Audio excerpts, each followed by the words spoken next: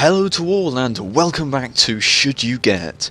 I'm Brennan Templar and yes, I know, I said that the next Should You Get would be on the Gloucester Meteor Mark III, and I even said last time I can absolutely guarantee it, and it's still not. But look, allow me to explain, right?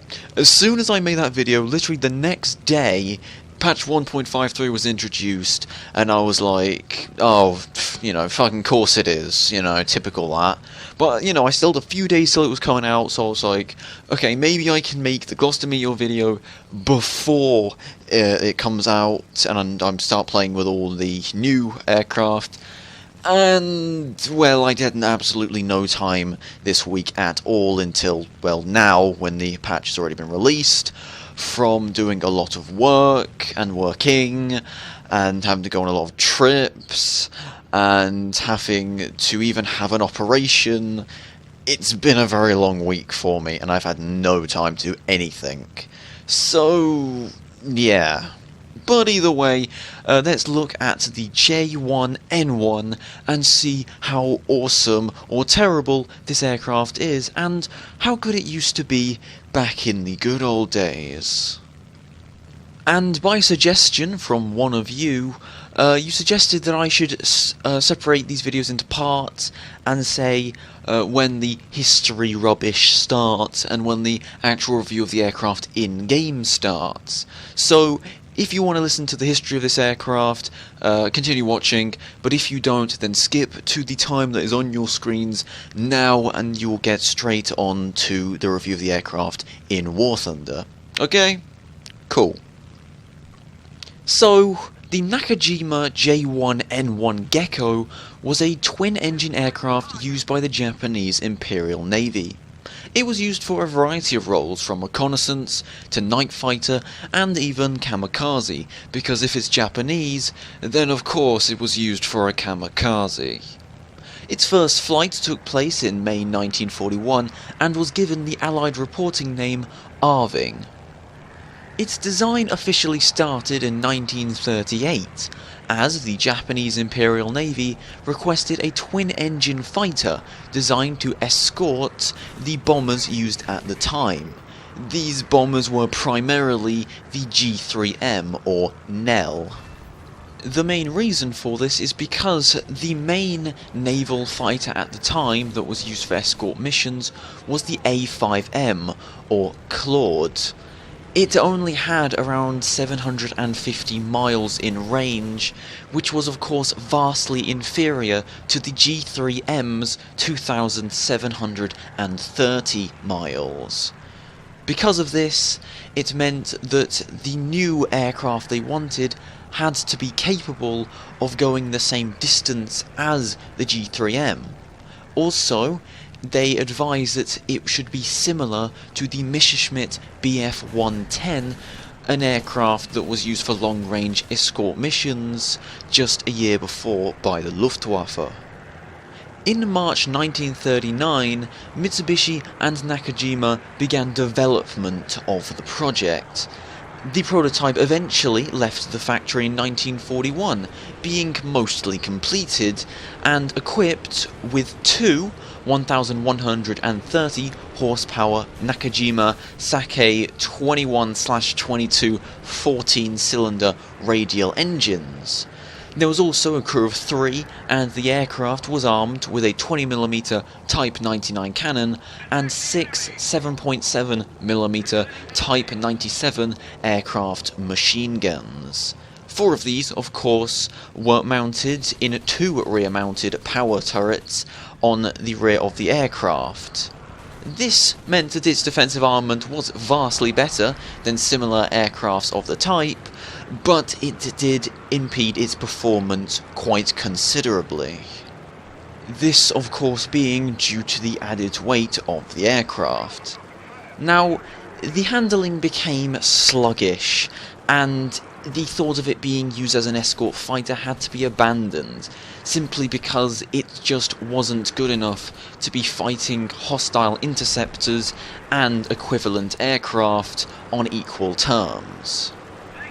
However, not all hope was lost for the design, as production was authorised for a lighter variant of the aircraft. This one would be used primarily and mainly for reconnaissance.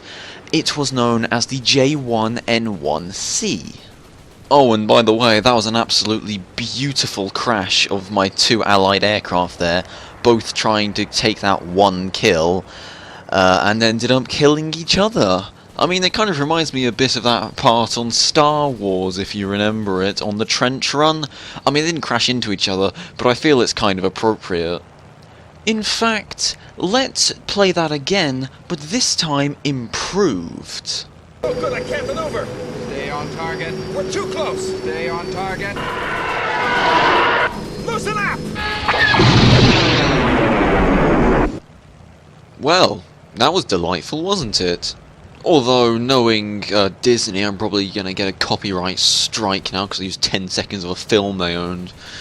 Ugh, gotta love YouTube sometimes. But anyway, back onto the aircraft in question. So, as I was saying, the aircraft was pretty much completed at this point. However, it was later on installed and slightly altered for different purposes. Probably one of the better known uses of the aircraft was installing 20mm cannons firing up at a 30-degree angle in the fuselage. This, of course, is to make it so it can fly under enemy aircraft and use the 20mm to fire directly up into hostile bombers. The best example of what this would look like would be the Kai-45 Tai Toru in the Japanese tree. It has pretty much the exact same 20mm defensive armour put at a 30-degree angle on top of the aircraft, which of course would have been added to some of the J1N1 variants.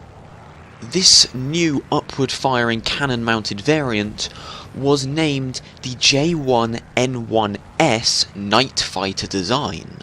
This model was christened the Model 11 Gecko Moonlight. And, fascinatingly enough, this new design did have two 20mm out to the top, like the Kai, as already mentioned, but it also had two 20mm aiming out the bottom as well, meaning that it could attack targets from both below and above.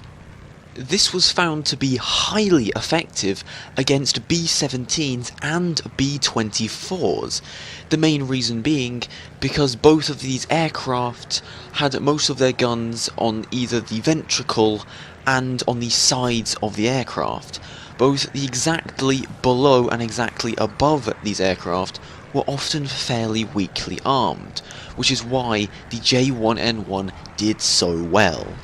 And hilariously enough, the Allies were very slow to find out what exactly the J1N1 was and how it was working at night. You see, the Allies didn't think the Japanese were advanced enough to have night fighter designs. I mean, after all, a lot of night fighter designs at this time used radar and various other systems like that the Japanese didn't really have at this time. Or at least not really efficiently or a lot of to be putting them in aircraft. So how did they look and see where they were going in the dark? And very simply, they weren't using any kind of advanced system that the Allies weren't aware of or anything. In fact, what they really used for the first and earliest versions was a nose searchlight in the place of where a radar would be. I mean, you can't say they didn't try, that's all I'm saying. And to be perfectly honest with you, I really, really hope Ganjin adds that to the game. I mean, they never will, obviously, but just imagine having a searchlight so on the 1 in a million games you get at night, you can just fly around with a searchlight pointing it at enemy aircraft. God, that would be fun. But yeah, Ganjin doesn't understand fun, they only know money, obviously, so yeah. But realistically speaking here, this searchlight wasn't very, well, useful. As you'd imagine, a searchlight flying around in the sky is not only very blatant, but also not particularly, well, how do you say, useful. It just didn't really have much range on it, and inevitably it made it vastly inferior to other night fighter variants of the same aircraft. And it doesn't help when it had to go up against aircraft like B-29s. B-29s are fast aircraft that are in fact faster than the J1N1 at high altitudes. And, to make matters worse, their defensive armament was far more effective and was more than capable of, well, giving the J1N1s a bit of the old what for. So inevitably, it wasn't a perfect design by any means. And like all things, eventually, it wasn't very useful by the end of the war. By the last year of the war, it was relegated mainly to kamikaze attacks due to its, well, lack of value against the vastly superior American B-29s. It did this mainly by using 250-kilogram bombs, attaching them to each one of their wings, and, well, you can probably guess the rest when it's a kamikaze. And there you go, that's the pretty much complete history of the J1N1. But enough about all that crap, and let's get on to how well it performs in War Thunder, you know, the thing you all came here for. And well, when I saw this aircraft in the dev server, you know, before it was released, I saw its armament, and I saw what it had to offer. And the first thing I thought was, at a 2.0 battle rating, this is going to absolutely dominate. Like, it's ridiculously powerful. Its frontal armament is okay for 2.0, nothing special, but its defensive armament is really good, and its speed is fast, and it's easily one of the fastest turning heavy fighters in the game. I mean, it looks amazing on paper. So, you know, I was pretty eager to fly this out. I was thinking to myself, oh, you know, here comes the next Kai 100, you know. I'm excited for this. So yeah, I thought it was going to be very good. But after flying it, and after, you know, going around with it and acing it, you know, so I've had a lot of experience with it, I can confirm this aircraft isn't good. No, it's not good. It's very good. In fact, it's goddamn overpowered. There are a few aircraft I've seen that can attack reserve tier aircraft, so this thing can and does go up against Furies, Nimrods, Swordfish, and various other really low level aircraft like pea shooters and all these stuff, right? And yet it has that armament, and that defensive armament, and that speed. Not only is this thing faster than most biplanes you will be coming against, if not faster than every biplane in the game, its defensive armament is so strong it will rip them to shreds. And even on the one-off situation where, you know, your defensive armament might not instantly kill them, it doesn't matter, because you can soak 7/7 hits in this thing so easily. And in fact, on this video I'm currently showing, I'm about to get an ace. I mean, granted it was on, you know, an Arcade Plus game, which is a bit annoying, but I got an ace, people. And that's not earned by me being an amazing pilot, even though I am. That's just because this thing's amazing. I mean, normally at this point in the video I'll be comparing it to other aircraft and saying what advantages it has and what disadvantages it has and all this, but I just don't see it necessary. It's so good at everything. Oh look, there's a lag, it can't keep up with me. I'm in a heavy aircraft, I just headshot his pilot. What more do I have to say? This thing is godly. And every single person I've seen in this aircraft says the same thing. They say it is amazingly good. And it is really good. So, for this one occasion, I am not going to compare it to other aircraft. Well, I sort of am, but I'm mainly just kind of trying to avoid that. And what I am going to talk about is its few disadvantages, because I feel that would be more relevant to talk about. And first and foremost, the biggest problem I've had with this aircraft, like, by a lot, is its driver. Now, well, pilot actually. Unfortunately, the pilot on this aircraft dies a lot. If you go for a head-on, it has no frontal armour, he will die, which really sucks. And also, if an aircraft is behind you, the defensive armour on the back, once again, it isn't much. So once again, if someone's firing into your back quite a bit, especially if they're at a slight angle, once again it will kill your pilot, which is really annoying. Furthermore, this aircraft only has 60 rounds of 20mm in the front altogether, which you will burn through quickly. So I would say use your ammunition, like spray your 7.7 as much as you want, you'll never run out of that. But for 20mm, I would say use it sparingly, and remember to try to avoid head-ons, because 120mm and 2 7.7s, it's not exactly a gunship when it comes to head-ons. So avoid them where possible, and if at all possible, get enemies onto your tail, especially if they are in a more manoeuvrable aircraft. Why? Well, simply put, those 4 7.7s will rip through everything, especially reserves aircraft. I mean, it's so unfair. So, where do I think his battle rank should be then, if I think it's that unfair?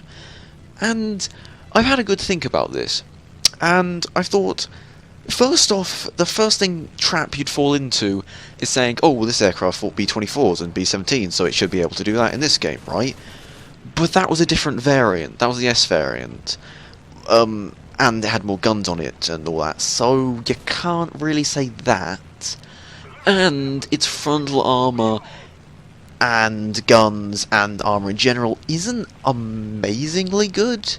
Like, it's overpowered as hell against reserve aircraft, but when this thing gets uptiered, it's fairly decently balanced, you know. And all, you know, it's all good love and fair and love and war even. So yes, I would probably say putting up to a 2.5.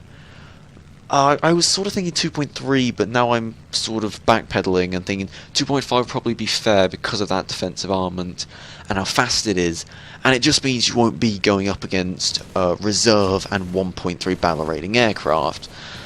So yeah, I think that would be the best event for this aircraft to be, because at this point in time it is goddamn overpowered as hell.